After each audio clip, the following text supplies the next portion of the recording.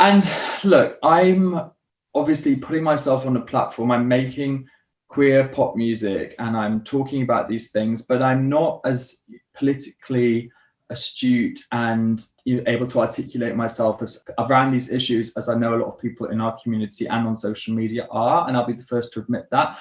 But I want to at least, talk about it in the way that I can and show that it's normal and to normalize this thing. And it was just like a normal wedding. It wasn't like a pride rally. It wasn't like us being defiant in our identities, and it was just a normal, fun wedding with friends and family, and that's what I absolutely loved about it.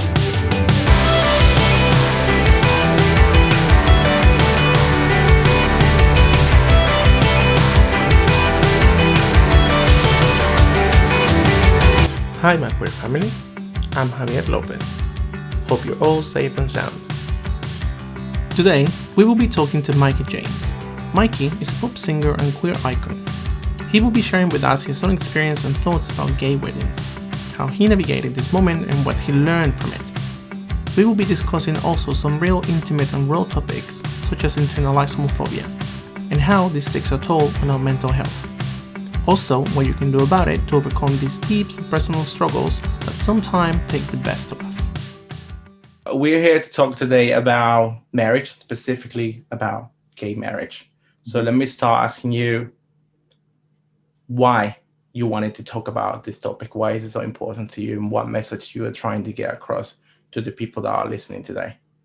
Yeah, well, firstly, thank you so much for inviting me on. I'm really happy to be here. And I just think it's such an important thing. I was trying to, when I saw that you were doing the podcast and all of the issues that you were wanting to talk about, I was thinking, what can I tangibly talk about that I have experience with that I think is important? And then it just came to me. It's obvious. A couple of years ago, one of my best friends from medical school, Tom, he got married to his fiance Tristan, and out of the blue, like completely randomly, I was, expecting an invitation. He's a very, very good friend. He's one of my best friends, but he asked me to do the ceremony. And I was like, oh my God. Okay. It's kind of one of those things. If somebody asks you to do something like that, you can't really say no. You just have to say, okay, I'll do it and figure out the rest later, So yeah, I was thinking about it. And when I went away and me and Tom, we're known as like the jokers amongst our group. We have a lot of laughs. We're always putting on shows. We're always messing around. But and his family and parents are so generous. They often have, throughout medical school, we've all had no money, have invited us back to their house to look after us, give us a bit of a recharge on the weekend. And often we'll end up playing music, big pop songs, which they play really loud in the house, and we're all dancing around. And we really have become family. And we're always, trying to outdo each other by, showing off and dancing around. And we have a lot of fun. But it was really important to me when I did the ceremony that I wanted it to be fun, but I also wanted it to be serious as well, because it's not a laughing matter. It's a lot of people stronger and braver than me have fought very hard for our rights over the past 50 years. Okay. Not going to cry, but so we really stand on their shoulders, and it means a lot to me. So what I wanted to get into this ceremony was the importance of it and where we've come, historically, and how recent it is that we've been able to do this. Yeah. And I would be lying if when I stood there and when I saw pictures from it was an amazing ceremony, it was an amazing wedding, the day was fantastic, but I would be lying if when I stood there, there wasn't a part of me that felt, that it was wrong and that we shouldn't be doing it, and felt uncomfortable and out of place. So it was really important for me to get it right, and to talk about historically, like where we've come from, but also to make it an amazing day, and to just be so grateful. And also with what's happening in the world at the moment politically, to know that our rights are not secured, and that there's still so much to do, and that's something that's been granted to us, or that we've fought for so hard for in the past, in recent times, could easily be taken away. So there were a lot of these people are Tom's family and Tristan's family are gorgeous, lovely people, but there were a lot of people at that wedding, and a lot of people at a lot of weddings, and a lot of families that this, you know, acceptance and this visibility of queer people and people from across the LGBT spectrum being out and visible and proud is just, it's not exactly it's a brand new thing, so there's a lot of people that aren't used to kind of seeing that. So I really wanted to show how important it is and what it means, and I wanted to get it right, and I was really nervous, and but it went off really well, and it looked so beautiful, and it was amazing. And look, I'm obviously putting myself on a platform, I'm making queer pop music and I'm talking about these things, but I'm not as, you know, politically astute and able to articulate myself as I know a lot of around these issues, as I know a lot of people in our community and on social media are, and I'll be the first to admit that. But I want to at least, you know, talk about it in the way that I can and show that it's normal, and to normalize this thing. And it was just like a normal wedding. It wasn't like it wasn't like a pride rally. It wasn't like, you know, us being defiant in our, you know, in our identities. And it was just a normal, fun wedding with friends and family, and that's what I absolutely loved about it. Okay. Yeah. What do you mean earlier when you said that you knew it was wrong? Yeah, I mean, God, is that what I said? I mean, isn't that terrible? Like, that's my internalized homophobia. That's awful.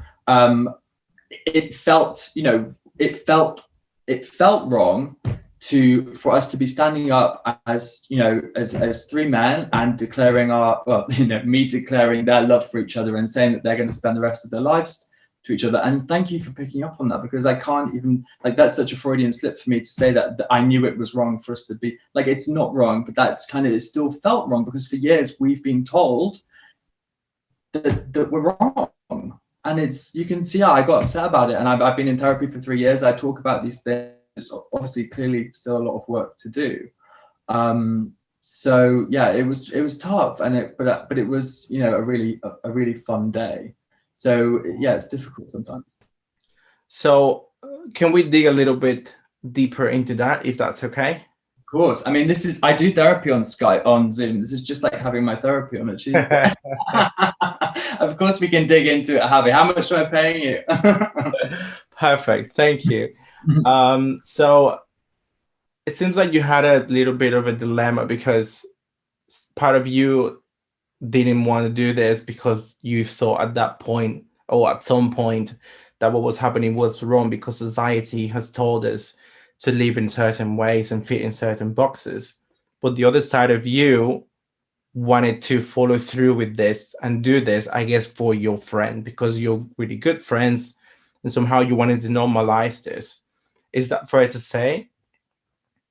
Yes, I think, you know, I think what I'm trying to say is that we, as our like queer family from university, that we've known each other for 10 years and we absolutely love each other, and we're able to just be completely ourselves around each other. That feels completely natural and normal and fun. But I think what the anxiety within me was then, like, standing on a stage in front of people that aren't, you know, that, you know, engrossed, aren't that used to, you know, just, yeah, I just, sometimes I feel uncomfortable around people who aren't from our community, and then to stand in front of them and be authentic and be real, it can still be it can still be very difficult. Yeah, I mean, I cannot agree with that more. It is tough to try to put ourselves out there for the world, because somehow we are exposing ourselves and being vulnerable. And that's really hard for people to do. And that's where, I mean, I assume for what you've told me, that was really hard for you to do, because you wanted to sort of normalize this, which is marriage, not just gay marriage, but marriage. Because if you look at the bigger picture, it's just two human beings binding their lives together, same as a straight couple do. So people see it as gay marriage, other people see it just simply as marriage, because it's two human beings, like a man and a woman, or a cisgender couple, getting married. So I understand that that wasn't an easy thing for you to do, because I have been there many times, especially with my coming out story, and then discovering that I was polyamorous. And then I felt like people were going to discriminate me, reject me, or tell me, you don't belong, even people within the same community. So I do identify with that feeling. It's basically what I'm saying. So I know it wasn't easy for you to separate those two things, and then think about what you wanted to do and accomplish with that wedding, which was celebrating the life of your friend and his partner with friends and family. Simple as that. But obviously, when we think about the whole process, it's like, God, am I doing the right thing? What's people gonna think? What's people gonna do? And then that's when we start thinking about all of these demons and voices that we have in our head. I'm talking about personal and own experiences because that's all I can do. So again, I identify and I can see how you felt during that point. But I'm glad that you went through and you followed through with it for your friend and for the family and for the people that was there. So, and I guess I just want to say thank you for actually doing that, Oh, thank you. I mean, it means a lot. And it was just amazing. And, the thing is, and I think I find this quite a lot in life generally, it's like afterwards, the people that were coming up and saying, that was so beautiful, that was amazing, you did a great job, it was wonderful. It's like, it was almost like I'm going to beat you to putting me down. It's like I was saying, oh, they're going to hate this. This is going to be, and then it was all me. It was all my anxiety that was saying, don't do this. Don't, don't make yourself vulnerable. Don't do this. This is, and it was all rubbish because everybody loved it and we've come so far and there's a long way to go. I'm not saying there isn't, but we've come so far and it was just such a wonderful day, and I just remember dancing jubilantly on the dance floor with everybody afterwards, and it was just absolutely amazing. Oh, that's nice. I always say that is the way you present yourself and the things that you do and say. As long as you're not being disrespectful to others, and I don't mean by this that what you were doing was wrong like you thought. What I mean by this is, as long as you are okay with yourself and with your thoughts, and you're telling yourself what I'm doing, it's okay, and I'm going to own it, I'm going to own the moment and everything that I'm doing, then everything else that happens is kind of like easy to deal with, and people usually people respond very well. And again, I'm talking about personal experiences here. People usually respond very well when we treat things like this like they're normal already. Yeah, if that makes sense. So they don't. It's like what you said. We don't give them a chance for them to actually think that this is not normal or this is not okay. We are like one step ahead already, like you did. Yeah, and it pays off. It pays off. It really does. Yeah, definitely. So, did you have a conversation with your friend about this afterwards? That's really interesting question. No, I didn't, because I think it was all quite subconscious, and like, I mean, we laugh about this being like therapy session, but unless you talk about it and get things out, then it's easy to just push all that stuff away. So I don't know. He's going to see it now because he's going to see the podcast, but I never really spoke to him about it. I think there was just, he's such an amazing person, and he's always been, he's about 4 years older than me. So when I first went to medical school, I wanted to be a part of the medical student magazine.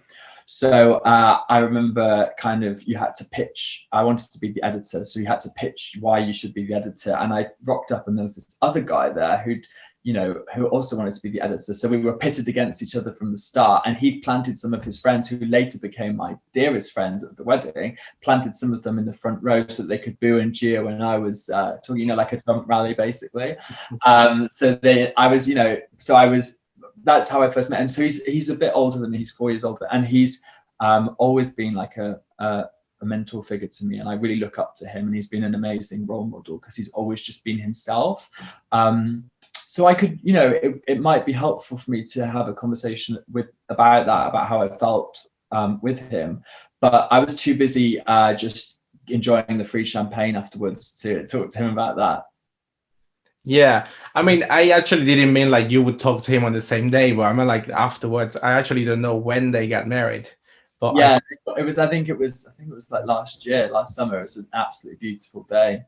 But at the same time, it's interesting that you asked that, because I don't think that we often have those difficult conversations with each other to say, look, this is how I feel, and it's difficult. I think sometimes it's difficult to kind of even make yourself vulnerable with your friends. Certainly that's how I kind of feel. But yeah, I'd be interested to know what his thoughts about it were. But I think he's just so amazing, and Tristan, his husband, is so amazing that they were just, and I think they feel just so comfortable in their family, and their families have always been very supportive. But we all have things that we've suppressed, and we all have problems. We all have feelings of sort of internalized homophobia, whether we've dealt with them, whether they're subconscious, whether they're conscious. So I'm sure it'd be an interesting conversation to have. Yeah, I think, I mean, for what you've said, it was an amazing day, and that's all they're all going to remember. So yeah. I don't know exactly how the conversation is going to go, but yes, he will hear this at some point. He will listen to this. So having that conversation with him is sort of like to clear the air, because I would assume he would like to hear this from yourself and not from a podcast that he found online or somebody told him about, Yeah, I mean, he'll just laugh and make a joke, and then he's my absolute best friend in the world. But it's it's a good point. I think opening up and sharing is absolutely, how you're feeling is absolutely vital for your mental health. But also, I just didn't want to let him down. And if it doesn't matter who asked me, what best friend asked me to do their wedding ceremony, it was such an honor that amidst all of the, you've got stage fright to deal with. You've got, I don't want to mess up the speech to deal with. So there's a lot going on. But it was an amazing day. So how was that day for you particularly? Because to begin with, you were having these voices in your head telling you that what you were doing or what they were doing, it was wrong, but you were sort of enabling that situation, so you were kind of against the wall because you had to organize everything. It's like there was no way out for you. How you navigated, that situation? Yeah, it's funny, isn't it? I think on the day I was just, when you have something to do, when you've got something to fulfill and you've got a duty to get on with, I think I just went into autopilot mode. So it's like you've got the initial big event nerves anyway, and then you've got so I think I was just so focused on getting it right that on the day I didn't really feel that stuff. But it was just, in the coming up to it, thinking, oh, what's everybody gonna think? Is this, and I just think it's such a shame. It really makes me sad to think that, because I carried this stuff around with me. If I'm having these thoughts, around this amazing day, am I having, where else in my life am I having these thoughts? So it was a really exciting day. It was, the setting was absolutely gorgeous. They had it in their garden, which is this big, beautiful landscape in Shropshire. And it was all built around, they've got this lake which they'd landscaped, and the wedding was on the island. And so we were on this sort of, I called it the man-made island of love. And it was just so wonderful and so sunny, and it was absolutely gorgeous. So I think I was a little bit nervous when I was first coming out, but then when I got there, and the people in the crowd were also welcoming, and Tom and Tristan are just so funny that we all just had an absolute blast. It was great. No, that's great. It is nice to see and to know that everybody had that day to remember to this day. Yeah. So, Harvey, do you identify with any of the things that I'm talking about? Do you recognize them? Tell me that I'm not alone in this kind of self, which part exactly? in terms of this kind of feeling that it's difficult to just be, completely like authentic in these kind of situations and Yeah. Of course. I mean, at work recently, we had a summit, and it's a yearly summit that they do about for the community internally. And I was invited to, well, I did apply to share my story, and then I was selected to share my story during this event. amazing. So the story that I wanted to share was about polyamory. Do you know what polyamory is? Yeah. Okay, cool. So I was super anxious because I was like, I love telling my story, and that's the best way for me to create connection, to network. That's the best way for me to do that. So I was super anxious, but I thought I want to do this. I need to do this. I'm tired of hiding. I'm tired of pretending. I'm tired of being something or someone that I'm not. Yeah. So I took the opportunity to do that. And on the day that we were doing the filming of the video, I was exactly like you at the wedding. I wasn't like in the zone and like on this mode, and I wasn't thinking about anything. I just wanted to do that, and I was focused on that. But then later on the day that the video was played, and this was a week and a half ago, I think, 2 weeks, I was very anxious before the video was playing because this was going to be played to thousands of people online. Yeah. And I was like, God, I just basically didn't know what to do. Right. So to answer your question, yes, you're not alone in this. We are all in this together. Yeah. Because society has told us that you have to fit in these boxes.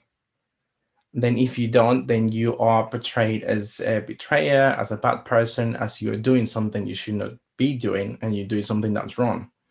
Yeah. So I guess some of this kicked in when you were asked to do this wedding, to organize everything. And you were like, okay, this is wrong, but this is for my friend. So I'm glad that you chose the happiness of your friend and everybody else over that. So it wasn't a selfish thing to do. It was selfless, actually. Yeah. But at that point, you were not thinking about how you were feeling. You thought about it maybe after or before. The distinction that I want to make, actually, because I'm not sure if I've articulated myself correctly, because it's not that I, on the most conscious level, when I was not getting upset, but just thinking about it, it wasn't that I think that gay marriage is wrong, because of course not. I want my friends to get married and share each other's lives forever. And I want that one day when I meet somebody that's the right person that I want to spend the rest of my life with, that I can get married. That's not the problem. That's not what I think is wrong. The fear is I'm standing here in front of a lot of people and I don't know what they're thinking. And, some of them, are probably just here because they're obligated, because they're family, and they're not here because, they're championing gay rights and this stuff. And it's that kind of dissonance in your mind when you're thinking, fuck, I feel very vulnerable stood here. And it probably harkens back to ways, where I've been at school or where I've been in different situations and I've just not felt safe. So to make yourself very vulnerable and stand in front of a lot of people like that and just be very gay, so gay that you're getting married or marrying other people, it's very, it has the propensity to be very scary. Yes. But let me ask you. I want to make that distinction. I'm not saying that I think gay marriage is wrong. Clearly not. But it was that fear, of like, oh God, this is what we do. This is how we exist. And is everybody going to be okay with that? And it's horrible that you feel like you have to ask that question as opposed to being like, this is what's happening and this is how we are and we're getting on with it. It was the thing that you're talking about, being a couple of steps ahead. Mm-hmm. Like I said, we got to this point by historically with a lot of people being a lot braver than me and a lot more courageous, fighting for what they believe in. And I'm very grateful to those people. Yeah. So let me ask you this question. Who were you organizing the event for? Your friend and his, you know, boyfriend, or the rest of the people that were attending? Who was I? So basically, I think it's very important in life to have boundaries. And I think when they first asked me, there was a lot of responsibilities that were potentially coming along with saying yes. And I said, if I'm going to do this right, I need to conserve and concentrate all my energy into just doing the ceremony and doing it properly and nailing it. So I was thankfully just tasked with doing the ceremony part, writing a speech and making that the most beautiful that it could be. Thankfully, you know, their family, like I've already explained, are the most wonderful hosts, and it was the best event that it was like the Oscars. It was amazing. So yeah, so I was obviously, and then sort of in terms of my responsibility, they mean so much to me that I just didn't want to mess it up for them. I wanted to give them the best day ever in terms of that. So I guess like with any show or service or performance that you're putting on, you're going to have a bit of anxiety, but then to throw all of that other stuff into the mix as well, it was quite difficult. But I think that's why I had that feeling of euphoria afterwards, because I was like, oh my god, it was amazing, nobody fell in the lake, it was so good, it was so beautiful, and and that's why I was just like so excited to party with everybody afterwards. Okay. So what I was trying to say with that question, it was that you were doing this for your friend and not for the people that were attending, because you didn't even know who was coming to this event. Because you said that you were wondering what these people was thinking. Are they here because they have to be here? What are they thinking when I'm standing here giving the speech? You obviously at that point didn't think about that when you were talking to them, in front on the stage or whatever you were. But you were doing that event because your friend asked you and for your friend, and not for the people that were attending. It's impossible to please everybody in this world with whatever you do. It's impossible. But the best thing that I can always advise people to do is to be yourself. Yeah. That's also the hardest thing that you can do. Yeah. Because once you open up and you expose yourself, that wall that was there protecting you, it's gone. And then people have sort of like ammunition now to attack you in different ways. But you have to base everything on the fact that you have decided to be yourself at that point, which was you delivering this amazing event for your friend and his boyfriend and the family, and then whoever was there, whoever else was there at that event, then it didn't matter as much, because first of all, you didn't know they were coming, and second of all, you were doing that for your friend. Yeah. So totally. Yeah. And how did your speech turn out? I bet it was great. It was necessary. That's the only way I can put it. As I said, I was very anxious on that day, and then I was getting messages from people telling me, "Oh, thank you for being so brave and opening up and sharing your story." And I was like, "What's happening? I don't know what to do with all of these emotions and feelings that I was getting, like bombarded, like in my brain, so many things." So this was after, the actual event and happened. But nonetheless, it went well. I was super happy that I did it. I still get a little bit anxious when I think about it, but I think every time we expose ourselves a little bit more, it's normal and natural for us to feel like that. Yeah. Because nobody likes to feel naked and vulnerable. It's not an easy thing to do, but once you learn to do that, then the rest of the things that come with your life and experience kind of like flow a lot easier, if that makes sense. Yeah, definitely. Every time that you stand up, it makes it easier, the next time. Yeah. So where do you stand right now? Because I know you already said that you basically clarified what marriage means and meant to you in the past. But where do you stand right now? What would happen if another friend asked you the same question right now? Yeah. Well, that's the thing, isn't it? Because I did such a great job that everybody wants me to do. I'm only joking. It's difficult, isn't it? I have been asked. I have been asked since. But I think, with all due respect, I think I don't want to like diminish that responsibility that I had that one time. If I just I'm keep doing this again and again, then am I a vicar now? Is that what is that what I do? Is that how I'm retraining? But I think what you're really asking is in terms of all of that kind of self-doubt and that kind of maybe internalized homophobia and that fear. I think it was a really healing experience that day to see what happens, like you say, when you stand up and you're just completely authentic and you stand on the shoulders of people around you and people that have come before you, and you just, seeing and speaking to the family members and people that I didn't know afterwards, and people that I thought, might have a problem with this, but were just completely lovely and welcoming. It was really good for me to experience that, because maybe I've told myself some lies along the way that, people don't accept me, and maybe it's more me that doesn't accept me. So there's a lot of work to be done on that. And like I said, I've been in therapy for about 2.5, 3 years, but I know that there's a long road ahead. And it's all part of the journey of life, and it's really exciting. But I would like to think that, I'm working on that stuff. But it's not easy, is it?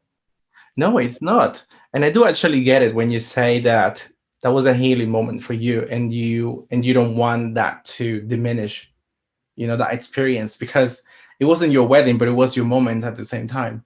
Mm-hmm. So you use that experience to sort of, learn a little bit more about yourself. Yeah. And understand yourself a little bit more. Yeah. So I totally get it when you don't want to carry on doing this because that meant so much to you. You don't want that to change. Yeah. Yeah.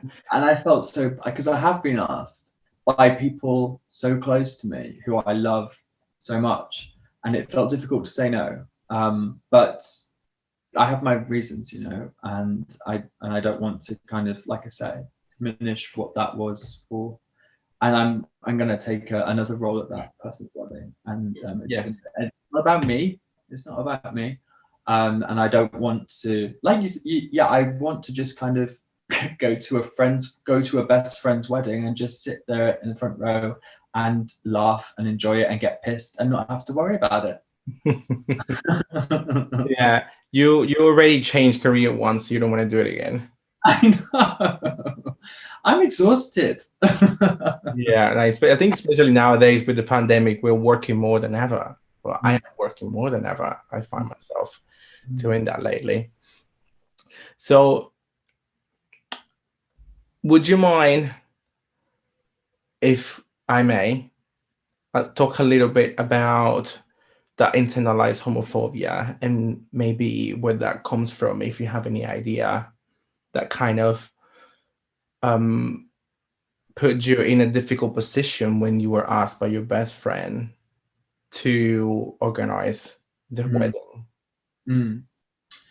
Yeah, I mean, it's obviously not easy to talk about, but of course, this is what we're here to talk about. So I think in terms of somebody listening who doesn't know what internalized homophobia is, I'm sure that most people who listen to this podcast will, but hopefully I'm going to share this with people, all sorts of people that maybe don't, and it's basically where it's kind of that thing, isn't it? It's kind of like getting there first in terms of, I'll be mean to myself before somebody else can be mean to me. So if they're going to be mean to me, it won't hurt as much because I've already done it to myself and I already know how it feels. So it's about taking that message that society has created for people in our community, that we are wrong, that we are disgusting, that we should go away, that we don't, we shouldn't have a platform, that we, are abominable. Literally, it's written down. That taking all of that negative stuff and putting it on yourself and telling yourself that stuff and giving yourself those intrusive, difficult thoughts on a daily basis when you maybe don't even realize that you're doing it. So where does that come from? I mean, my God, a lot of different places. It comes from messages in the media. It comes from representation on television, radio, and pop music. I mean, that's one of the things. My first song that we did, My Heart Can't, like even singing like the pronouns that we use and singing about authentic sort of queer relationships, as opposed to like, you know, pretending that, you know, it's girl on boy all the time. It's like just being completely authentic. That's where those sorts of messages come from, because for a long time this stuff hasn't been normalized.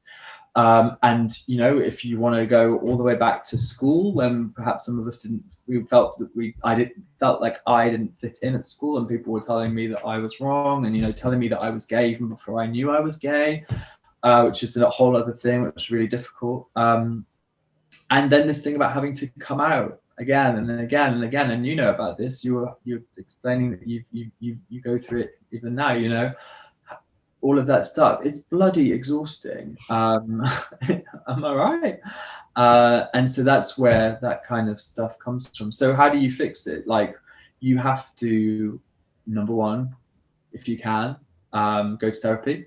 There's lots of different ways that you can get therapy. It doesn't have to be expensive. It doesn't have to be a massive commitment. There's apps, there's support groups, there's group therapy, which, you know, we have free group therapy sessions here in London. I've seen them, to talk about how you're feeling, and also to listen to all of these things that are going on in your mind that we perhaps suppress on a daily basis, and we push away with things like alcohol and smoking, food, and things that make us feel better.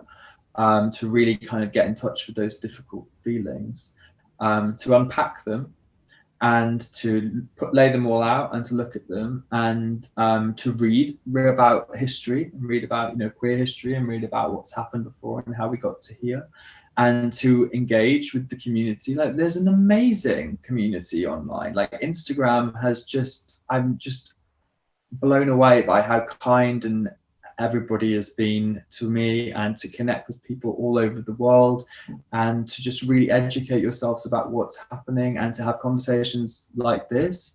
I mean, it really is an honor and a pleasure to meet with you and speak with you, Javi, and to know that you exist as well, and to do all of that stuff. And it's not easy. It's really not easy. It would be much easier for me to just go home to Wales, you know, hide away, you know, find some coping mechanisms that work for me, and to suppress all of this stuff, and to just live a boring life hidden away. But I like to make life difficult for myself, so I've, you know, decided to kind of address these things, and I know that a lot of other people listening are doing the same, and it's all great. I think I feel really lucky, actually, that I have this desire to want to fix these things, and to talk about these things, and to heal, you know, and to be happy, you know. I would say focus on that desire and that sort of hunger, or sort of like, yeah, that desire and hunger that you have to tell your story, to share your story, to help others through your music, through your art, through your creativity. I would say focus on that. And you mentioned, obviously, this whole thing is exhausting, having to come out over and over. It is. But nonetheless, the work is necessary, because we have to continue with the work that the ones before us did, and they cannot do it anymore. So this is why we're here today. You sharing this story, me having this platform for people like yourself, and to for others, to talk about your own experiences, and then how you navigated those situations in the past, how you pushed through, how you came out on the other side, what advice you would give to people that go to similar situations. Like you say, go to a therapist, and you know, things are not that you don't have to pay a lot of money for this. There are support groups and things like that. So thank you for saying all those words. You know, I'm lucky that I have people like you as well, that are able to open up and share about very, very personal things, you know, with the world. So I want to say thank you very much for that. You're so sweet. No, it's true, because not everybody's ready to do things like that. And I do. Yeah, I was until now. But you put me on the spot. I mean, I do really appreciate, and I'm really grateful for the ones that raise their hand and say, hey, I can share my story. If it helps one person, at least, that's all I can ask for. So, yeah, very, very, very, very pleased to have you here today. Is there any last words that you would like to say, or any topic that you want to bring up or discuss that we didn't get a chance to? I think the kind of last thing that I would like to say is that I feel like, you know, it has been quite heavy. We've spoken about some like difficult things in terms of, you know, being visible and dealing with difficult thoughts and feelings that people experience when they grow up queer and they're exposed to a world that wasn't built for them. But I think the overriding message is that despite having all of those feelings, presenting yourself to the world authentically and just turning up to that event and saying, do you know what, I was worried, but I'm just going to do it, and I'm sure it's going to be great. And that feeling of euphoria that came afterwards was just so worth it. So just turn up to things, be authentic, be completely yourself. And there are, you know, do the work, go and do the work, go and do your therapy or whatever, and your reading or whatever you need to do, but just do everything that you can to be strong and brave. And it really is worth it. And there's a lot of happiness waiting on the other side. That's very nice. That's awesome. Thank you very much for those words. Amazing. Thank you so much. You're doing such a great job. Thank you. And thank you very much for being so brave and coming up and talking about the story. Thank you for listening. And if you want to stay in touch, you can find me on Instagram at MQFPD. Until next time.